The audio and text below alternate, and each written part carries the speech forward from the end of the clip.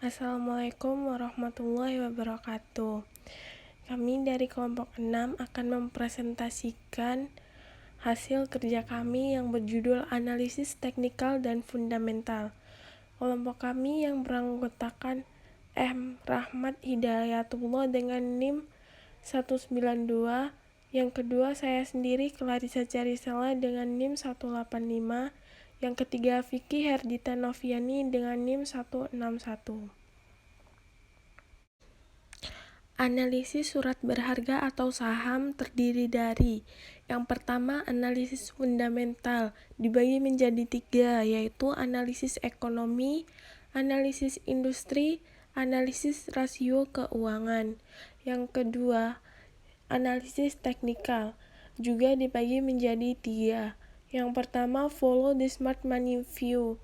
Yang kedua, contrarian view. Yang ketiga, support and resistance level. Analisis fundamental, yaitu suatu analisa yang mempelajari hal-hal yang berhubungan dengan kondisi keuangan suatu perusahaan dengan tujuan untuk mengetahui sifat-sifat dasar dan karakteristik operasional dari perusahaan publik. Analisis fundamental terdiri atas beberapa analisa yang harus dilakukan sebelumnya, yaitu yang pertama, analisa ekonomi, yang kedua, analisa industri, dan yang ketiga, analisa rasio keuangan perusahaan. Yang pertama, analisis ekonomi dan pasar modal. Tujuannya yaitu untuk membuat keputusan alokasi penginvestasian dana di beberapa negara atau dalam negeri dalam bentuk saham, obligasi, ataupun kas. Yang kedua, analisis industri. Tujuannya yaitu untuk menentukan jenis-jenis industri mana saja yang menguntungkan dan mana yang tidak berprospek baik. Yang ketiga, analisis perusahaan. Tujuannya yaitu untuk menentukan perusahaan mana dalam industri terpilih yang berprospek baik. EPS dan informasi laporan keuangan. Earning per share atau EPS diperoleh dengan menghitung perbandingan antara jumlah earning, yaitu dalam hal ini laba bersih yang siap dibagikan bagi pemegang saham, dengan jumlah lembar saham perusahaan. Bagi para investor, informasi EPS merupakan informasi yang dianggap paling mendasar dan berguna, karena bisa menggambarkan prospek earning di perusahaan pada masa depan. Informasi, termasuk EPS, yang dapat digunakan sebagai dasar penilaian perusahaan, yaitu laporan keuangan perusahaan. Kelemahan pelaporan EPS dalam laporan keuangan. Permasalahan dalam pelaporan earning ini terkait dengan kemungkinan munculnya konflik kepentingan antara investor di satu sisi sebagai pengguna laporan keuangan dan manajemen di sisi lainnya sebagai penyaji laporan keuangan. Cara mengurangi konflik ini antara lain dengan peran prinsip-prinsip dan kode etik akuntansi, penggunaan tenaga auditor eksternal yang netral. Kelemahan laporan keuangan lainnya yaitu karena laporan tersebut dibuat di akhir periode, pada umumnya tahunan, maka hal itu hanya menggambarkan kondisi perusahaan pada saat laporan dibuat, dan tidak mampu menggambarkan kondisi perusahaan yang terkini. Analisis rasio profitabilitas perusahaan. Di samping bisa dengan melihat laporan keuangan, analisis perusahaan juga dapat dilakukan dengan menggunakan analisis rasio keuangan. Indikator penting untuk melihat prospek perusahaan di masa datang adalah pertumbuhan profitabilitas perusahaan. Dua rasio profitabilitas utama yang umumnya dipakai saat analisis ini adalah ROE dan ROA. ROE dan ROA, Return on Equity atau ROE, menggambarkan sejauh mana kemampuan perusahaan menghasilkan laba yang bisa diperoleh pemegang saham. Rumus ROE yaitu laba bersih setelah bunga dan pajak dibagi jumlah modal sendiri. Return on Asset atau ROA menggambarkan sejauh mana kemampuan aset-aset yang dimiliki perusahaan bisa menghasilkan laba. Rumus ROA sama dengan EBIT per jumlah aset. Analisis teknikal.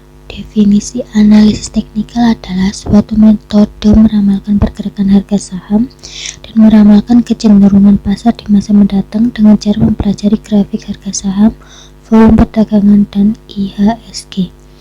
Analisis teknikal menilai harga saham berdasarkan refleksi harga di masa lalu dengan membaca sentimen, tren, dan proyeksi yang mungkin terjadi di masa depan.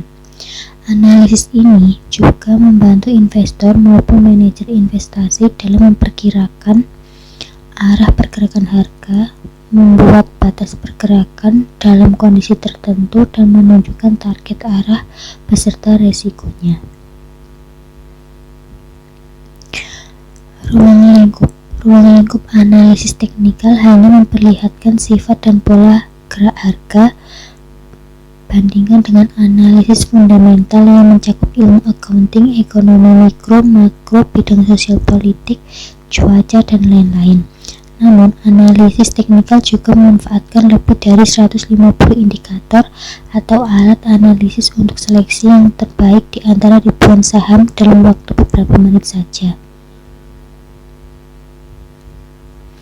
Tipe analisis teknikal. Terdapat beberapa tipe analisis teknikal, yaitu yang pertama, follow the smart money view. Analisa teknikal mengikuti tren yang sedang terjadi di pasar. Analisa teknikal mempercayai bahwa pasar bergerak dalam tren tertentu dan tren ini akan bergerak terus hingga terjadi perubahan permintaan dan penawaran. Yang kedua, contrarian view, strategi contrarian. Sebaliknya, berpendapat mayoritas investor saham salah, dan kita dapat memanfaatkan kesalahan ini dengan cara mengambil posisi melawan pasar atau kontra. Yang ketiga, support dan resisten. Level support dan resisten adalah salah satu konsep yang paling umum digunakan dalam analisis teknikal. Memang cara menentukan garis support dan resisten ini tidak persis sama untuk setiap trader. Akan tetapi ada prinsip umum yang dapat dijadikan pedoman untuk menentukannya. Lingkup analisis teknikal. Analisis teknikal dibagi menjadi dua, yaitu analisis klasik dan analisis modern. Analisis klasik sendiri dibagi menjadi dua, yaitu line study dan yang kedua chart pattern. Lalu analisis modern dibagi menjadi tiga, yaitu trend following indikator, lalu oscillator indikator, dan yang terakhir miscellaneous indikator. Metode subjektif adalah metode penentuan garis penganalisa dengan opini dan argumentasi individu berdasarkan pengalaman. Memiliki kelemahan besar karena sangat subjektif, tetapi memiliki keunggulan karena sederhana dan mendahului harga. Metode didasarkan pada beberapa titik kunci analisa. Tren atau kecenderungan gerakan harga merupakan titik kunci yang paling mudah ditemui. Dianalisa berdasarkan gerakan harga dalam waktu tertentu, misalnya 3 harian, mingguan, atau tahunan. Berdasarkan arahnya dikenal menjadi 3 jenis tren, yaitu trend up atau kecenderungan harga naik, trend down atau kecenderungan harga turun, stagnasi atau kecenderungan harga bergerak ke samping. Berdasarkan waktunya, tren dapat dibedakan menjadi 3, yaitu short term, medium term, dan long term. Ini adalah grafik trendline up, trendline, dan ini grafik down trendline, line atau garis-garis penganalisa. Merupakan alat pembantu utama dalam analisa grafik yang digambar dengan menghubungkan titik-titik tertentu. terdapat 4 jenis penganalisa. Yang pertama, support line atau merupakan batas psikologis peserta pasar untuk melakukan pembelian. Yang kedua, resistance line merupakan batas psikologis peserta pasar untuk melakukan penjualan. Yang ketiga, sensitive line atau garis horizontal yang memiliki titik terendah atau tertinggi yang pernah tercapai sebelumnya. Dikenal dua macam sensitive line, yaitu support level dan resistance level. Dan yang terakhir, channel line atau garis paralel yang ditarik sejajar dengan trend line. Channel line membantu trader untuk mengetahui trending range. Ini adalah grafik garis-garis penganalisa support line. Dan ini grafik garis-garis penganalisa resistance line. Pattern atau pola harga masa lampau, yaitu gambaran sejarah bentuk-bentuk gerakan harga sekuritas di masa lampau. Analisanya didasarkan asumsi bahwa kejadian di alam akan berulang mengikuti suatu pola yang pernah terjadi sebelumnya atau history repeat itself.